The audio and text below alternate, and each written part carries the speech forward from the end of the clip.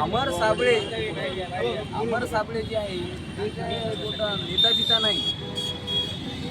त्याला देवेंद्र फडणवीस, नरेंद्र मोदी, भाजप सरकार या सगळ्यांनी मिळून त्याला बाळासाहेब आंबेडकरांवर वक्तव्य करायला लावलेलं आहे. आणि ते काही लई मोठं नाही. तरी बाळासाहेब आंबेडकर आणि वंचित बहुजन आघाडीच आहे जी भाजपला टक्कर देऊ शकते आणि हुकुमशाहीला आणि मनुवाद्याच्या उरावर बसू शकते आणि सगळ्याला न्याय देऊ शकते. फक्त बाळासाहेब आंबेडकरच. आणि जे अमर साबळेनं जे वक्तव्य केलेलं आहे त्याची लायकी नाही. की बाळासाहेब आंबेडकरांवर ते असं बोलल म्हणून.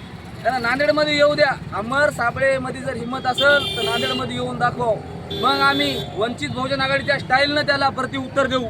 त्यानं जे बाळासाहेबाबद्दल बोललाय त्याला त्याची हे दाखवून देऊ आपण. वंचित बहुजन आघाडी युवा आघाडीच्या वतीने या ठिकाणी निदर्शने आंदोलन करण्यात आले. या आंदोलनाचा मुख्य हेतू आहे की त्या ठिकाणी नरेंद्र मोदी यांनी त्वरित राजीनामा द्यावा. एफस्टीन फाईल प्रकरणात त्यांचं नाव आलेलं आहे. त्याचबरोबर अमर साबळे नावाचा एक कुठला तरी भाजप RSSनं पाळलेला एक व्यक्ती ज्याची पात्रता नसताना सध्या श्री बाळासाहेब आंबेडकरांबद्दल बेताल वक्तव्य करत आहे.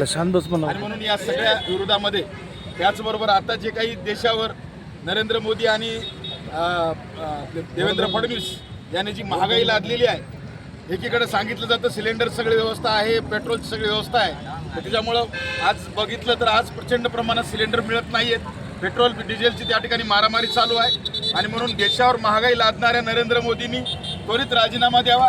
आजचे दिन आणण्याच्या नावाखाली देशाला बर्बाद करून टाकलेला आहे. अमेरिकेचा गुलाम केलेला आहे.